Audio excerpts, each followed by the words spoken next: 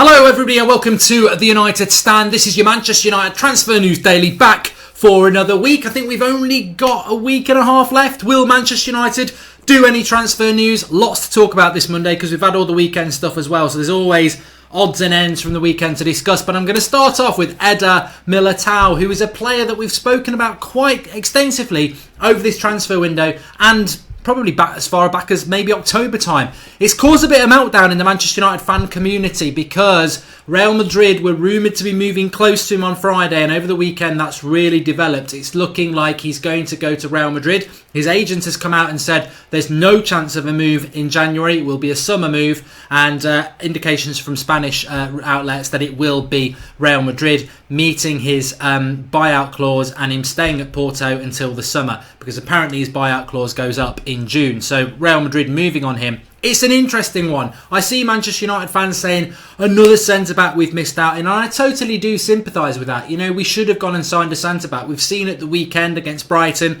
we're not good enough at the back. And if, you know, I'm all for giving Bailly and Lindelof a go, but is that going to happen? I don't know. At the moment it's Jones and Lindelof. That's not good enough because Jones isn't good enough. So we do need a centre-back, I agree. And this is another one that we've missed out. We've already been told we're not going to get Skriniar and Koulibaly, not Militao. So clearly it's looking unlikely for a centre-back in January, which for me is the most critical thing we need to do if we want to get top four. So I understand why Manchester United fans are unhappy. Having said that, I've got to be consistent and say, if we'd gone for Militao, yeah, we sign a centre-back and yeah, we're happy. But I have always said he's not the centre-back that we actually need. Because if anybody knows anything about him, and he's not played an awful lot for Porto, I firmly believe he probably can be one of the best centre-backs in the world in 5 years' time. But he's going to be more of a Lindelof-style centre-back than what we need. We need a dominant centre-back who's good in the air. That's not Militao. He's just over 6 foot. He's not particularly good in the air. He doesn't win many physical duels, but he's very good at bringing the ball out. He's very fast. He's very good at reading the game. He's basically Lindelof sort of centre-back when we need a Koulibaly centre-back. So, yeah, United fans can be a little bit frustrated by that. We're not out of the water yet. You know, we still could do that deal, but it's looking more like Real Madrid. But I've got to say, yeah, I understand the frustration that we're not getting a centre-back. But if you know anything about Militao, he isn't the style of centre-back that we need anyway. We need somebody who's dominant in the air. That's what United need. And, there's still a little bit of time left. Let's see what's going to happen with that. Let's talk about Joao Felix next as well. So he's a Benfica 19-year-old that's been heavily linked with Liverpool. However, there's reports that United are interested in him. Now, I don't know whether this is just speculation realistically, because a lot of you probably don't know who he is. Plays for Benfica.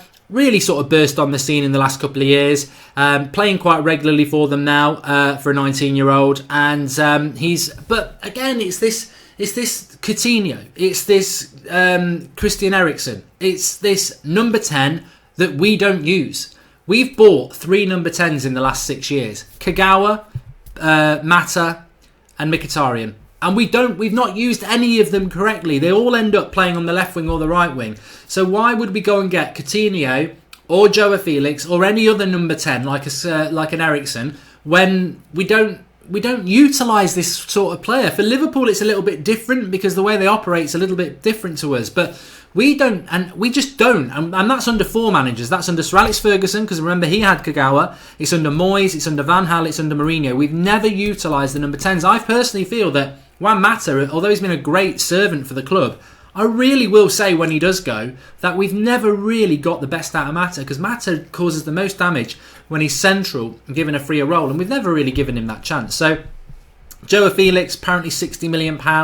Again, it's not a deal that's going to happen now. I just think it's paper talk, and we must always be aware of that. Manchester United will just get their name thrown in at things, so we should always be aware of that. But just to mention him, Timo Werner, obviously we've mentioned him a couple of weeks ago in the context of, and again, I think this is very apparent from the weekends. Lukaku came on again, very, very poor. Rashford scores a goal from a ridiculous angle, but it's not just the goals that Rashford's doing, it's the problems he's causing. He's doing absolute wonders for United up front, but what is ultimately very, very clear is that we do need to get hold of a centre-back, not a centre-back, we do need a centre-back, we need a striker who can play as Rashford sort of. You want a striker that's going to push Rashford, but you don't want a striker that's going to push Rashford out of the team. You basically want 2 strikers going head-to-head. And I think Lukaku I don't think he's happy to do that. I think Lukaku wants to be the number 9, I'm the big I am. And I don't think that's going to happen at United. So I think we need to ship Lukaku out. But we will need to bring another striker in. Unless the dream scenario, someone like a Mason Greenwood can really get fast-tracked through. Timo Werner is interesting. The reason I keep mentioning him is 23, he's just under 6 foot. He's got quite a good goal record. He is quick. He's got a bit of flair about him. Liverpool, again, are very interested in him. But he has previously said that he wants to play in the Premier League, and he has previously said a preference for Manchester United. So you should never sleep on when a player is making those sort of comments. Obviously, it's not relevant if the club don't want to go in for him. But I actually think that he would be a decent player for United to bring in, because I don't think he'd come in and expect to be our starting striker. I think he'd come in and be happy to work and compete with Rashford, but I think he also can compete with Martial and the right side as well, because he can play anywhere across the front three. So he's an interesting one. He's not signing a new contract at RB Leipzig, which makes him very interesting to me. I think in the summer, with a year left on his contract, he might be available for about £35 million. And a lot of people are, he's not that good, he's not this good. We're not going for Icardi here. I would love Icardi at Manchester United, but it would destroy Marcus Rashford's career, because if you buy Icardi, you've got to play Icardi. We need to buy the best striker we can buy that's not going to shove Rashford out the team, but he's going to fight Rashford for the spot and the right and left side with it as well. Because if Rashford gets an injury for 6 months, who are we going to play? And you've got to think about that. Or if Rashford suddenly dips, because people were calling Rashford Trashford Danny Welbeck Mark II 2 months ago. I never did. I believe in Rashford. But what if his form did go off a cliff for 2 months? You know, we do need a good backup, and I don't think that's Lukaku. So I think Timo Werner's an interesting one for United. Talking about ins and outs, strong indications from France over the weekend. Remember, we did the video on Friday. Strong indications from France over the weekend that his agent, although there's no direct quote, that Martial's agent is confident that a deal will be signed this week. It's a massive week for Manchester United. I am absolutely buzzing for the game on Friday night against Arsenal. I'm really excited. I cannot wait for it. You know, it's not Premier League, I know, and that's what we want to get in. We need Premier League points, but we've got Burnley Tuesday, so that's not far after Friday, but Friday night Arsenal at the Emirates in the FA Cup. I can't wait for it. Absolutely massive week for us, and if we can get Martial signing a contract before that, bring it on. Absolutely fantastic. Fellaini, there's a little bit about Fellaini that you might feel quite positive about. The Chinese transfer window doesn't close till the end of February, and there is a feeling that Manchester United might offload him there, so that's quite an interesting one as well. And Juan Mata is causing a little bit of friction around Manchester United at the moment. I mean, Juan Mata would never willingly do that, but there is a little bit of concern that Juan Mata, like a number of players at Manchester United, Ander Herrera, Phil Jones, Ashley Young, Andreas Pereira, they are in a situation, if they don't sign contracts, they can go for free in the summer. And Juan Mata, there is a feeling that Juan Mata may be looking to move back to Spain. Now, if that's the case, then he goes with the very best of goodwill. I'm undecided about Mata, and please do get your comments in. I want to read some of these, because I want to remember tonight at 8 o'clock on a Monday we do the call-in show, and I really want to sort of, I don't want it to be a topic tonight, but I would like to just summarise a general feeling in maybe 30 seconds tonight as to what people feel about Juan Mata, because he's been a brilliant servant to the club, but he is 31 in April. He came on at the weekend for the last 25 minutes. I thought Ollie got that substitution wrong. I thought, bringing a player on when you're 2-1 down who is slow, and he looks really slow. He didn't get in the game again. I think Juan Mata's probably had his worst season for United yet. And I don't think it's anything to do with his efforts. I mean, I've always said that Mata wears 8 because he always gets 8 out of 10. He's Mr. Consistent. And this season, I think he's been hovering around the 6s. He's not been great. And I think maybe age is catching up with Juan Mata, because it won't be professionalism. It won't be effort. And, he's a model professional. And I just wonder whether it is the time. Is it the time that Juan Mata goes to Spain, back home, and sort of enjoys the last couple of his years in La Liga, and we move on and maybe bring somebody else in? And I know we all love Juan Mata, but I can't say we've got to be ruthless in the transfer market and aggressive to bring players in and then say, let's keep Juan Mata because we like him as a person. That's not football, is it? That isn't. So interested to see what your thoughts are on that. Obviously, Matteo Darmian, mentioned it last night. Highly likely he's going to Juventus. I think it was obvious that that was going to happen at some point. Maybe not Juventus. I mean, Napoli have been interested, Rome has been interested, but he played very well for us a couple of weeks ago, didn't he? And he's not been in the matchday squad since. And my thought with that was, well, he's not injured. There's clearly something going on. We're not playing him games because we're trying to move him off. The thought process is that it's 4 million loan and then 7 million in the summer, 11 million. It's funny because in the summer there was rumours that we were turning down 15 million, so it looks like we're going to let him go for 11. But that's what happens when people's contract moves on a year. So depreciation, I suppose.